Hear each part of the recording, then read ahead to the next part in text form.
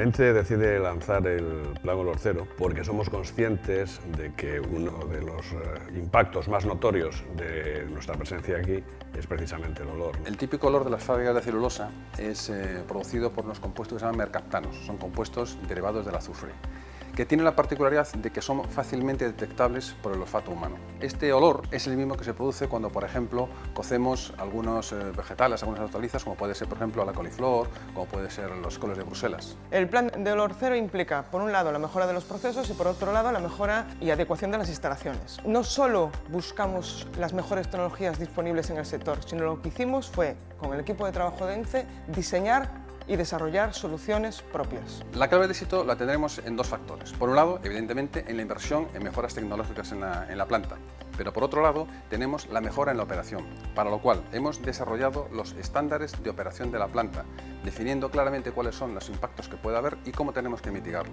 Nosotros solo tenemos una parada técnica al año, el resto del año estamos a 24 horas, por lo cual hay que aprovechar ese momento para hacer las instalaciones y implementar las mejoras tecnológicas. La verdad que el reto de conseguir que el olor sea cero, estamos haciendo todos nuestros esfuerzos para conseguirlo. Como muestra están los resultados que hasta ahora hemos conseguido. Cuando iniciamos este proyecto, en el año 2010, estábamos hablando aproximadamente de unas 2 horas diarias, donde potencialmente podíamos estar oliendo en el entorno próximo de la fábrica. Con todas las mejoras que hemos implantado, hemos conseguido reducir esos minutos de olor, de manera que en estos momentos estamos prácticamente con menos de un minuto diario de potencial impacto oloroso en el entorno. Desde el minuto cero, el equipo de trabajo de ENCE estuvo volcado en el plan de olor cero.